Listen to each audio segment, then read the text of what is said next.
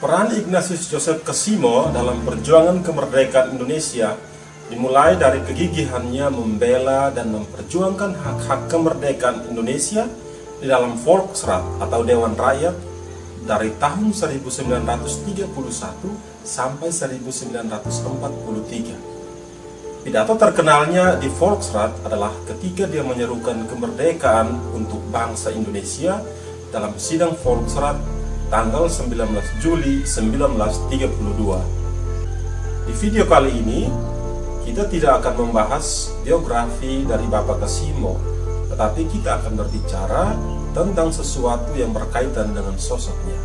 Apa itu? Silahkan simak video ini sampai selesai. Tapi sebelumnya, kita bumper dulu.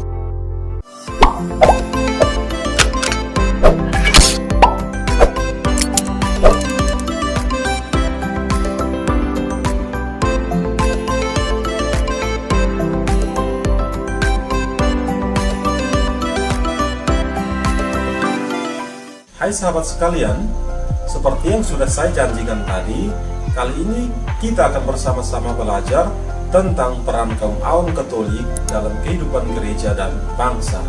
Seperti biasa, kita akan mulai materi dengan mencari tahu siapa itu awam Katolik, apa itu kerasulan awam atau kerawam, apa ciri khas kerawam, bagaimana hubungan awam dan hierarki, dan di bagian terakhir nanti kita akan coba menemukan bentuk-bentuk tindakan yang bisa dilakukan oleh kaum awam dalam membangun gereja di lingkungan dan parokinya. Yuk kita bahas satu persatu. Sahabat Katolik sekalian, jika kalian ditanya, siapa itu kaum awam? Tentu jawaban yang pertama muncul adalah, ya, kaum awam itu adalah semua orang Katolik yang tidak ditabis. Bukan pastor, bukan frater, bukan diakon, dan juga bukan suster. Ya kan? Mari kita baca apa kata dokumen Lumen Gentium artikel 31 berikut ini. Yang dimaksud dengan istilah awam di sini ialah semua orang beriman Kristiani kecuali mereka yang termasuk golongan imam atau status religius yang diakui dalam gereja. Sekali lagi, yang dimaksud dengan istilah awam di sini ialah semua orang beriman Kristiani kecuali mereka yang termasuk golongan imam atau status religius yang diakui dalam gereja.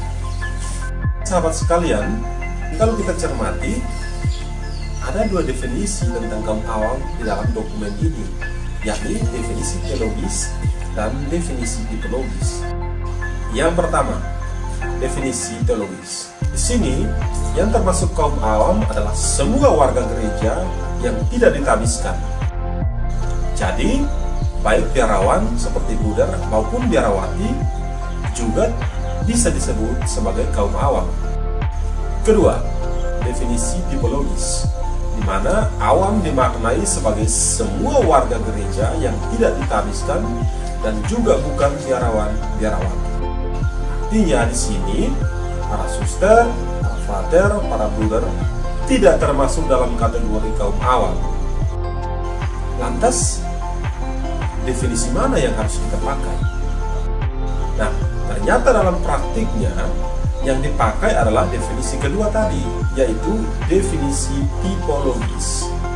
Yaitu kaum awam adalah semua warga gereja yang tidak ditabiskan dan juga bukan biarawan-biarawati.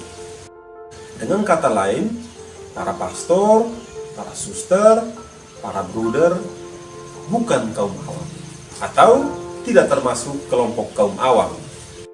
Sahabat Katolik sekalian, setelah kita memahami makna kaum awam, sekarang kita masuk pada ciri khas kaum awam.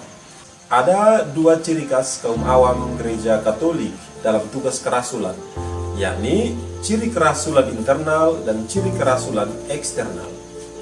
Ciri kerasulan internal artinya kaum awam ikut berperan bersama hierarki dalam membangun jemaat secara internal. Misalnya, memimpin doa dalam pertemuan umat, memimpin kor, menjadi pelayan altar atau misdinar, menjadi ketua KOD, menjadi anggota Dewan Paroki, dan lain sebagainya. Sedangkan kerasulan eksternal artinya awam berjuang menghadirkan gereja di tengah dunia melalui bidang profesi masing-masing, misalnya dalam hidup berkeluarga, karir politik, karir olahraga, profesi hiburan, advokasi, dan lain sebagainya. Jadi ingat ya, dalam tugas eksternal ini, kaum awam tidak cuma mengurus doa semata. Sahabat sekalian, sekalipun berbeda peran dan fungsi, awam dan hierarki jelas memiliki hubungan kerja yang tidak bisa dipisahkan. Keduanya membentuk satu rekan kerja yang sama bermartabatnya dalam tugas perutusan gereja. Hierarki tidak bisa dan tidak boleh menguasai awam. Sebaliknya, awam pun tidak boleh mendikte hierarki. Hierarki bertugas memimpin, melayani, dan mempersatukan umat Allah, dan para awam bertugas merasuk dalam tata dunia. Masing-masing komponen saling melengkapi. Nah, sahabat sekalian, tadi pada opening video ini sudah saya tampilkan salah satu contoh tokoh awam Katolik yang telah berjuang menghadirkan nilai-nilai Injil dalam kehidupan berbangsa. Mungkin sahabat sekalian tidak mengenal sosoknya, tapi ia adalah bapak politik untuk kalangan Katolik Indonesia. Lewat partai Katolik yang didirikannya, beliau mau menggarisbawahi iman Katolik sebagai iman yang harusnya menggema dalam hidup bermasyarakat sehari-hari. Sahabat sekalian mungkin memiliki contoh lain dari lingkungan paroki atau keuskupan sahabat sendiri tentang tindakan para awam Katolik yang bisa menjadi teladan atau bahkan menjadi idola, menjadi role model sahabat dalam menghayati nilai-nilai Injil. Tapi kalaupun tidak ada, oke, it's fine. Sahabat sekalian bisa mulai dari diri sendiri. Hadirilah setiap pertemuan lingkungan KUD atau paroki, jadilah relawan kemanusiaan di sekolah, jadilah provokator keadilan di sekolah dan di tempat kerja, terlibatlah dalam urusan-urusan sosial dan lainnya. Dan satu hal, jangan malu menjadi awam Katolik. Demikian video kali ini. Semoga sahabat sekalian memperoleh manfaat dari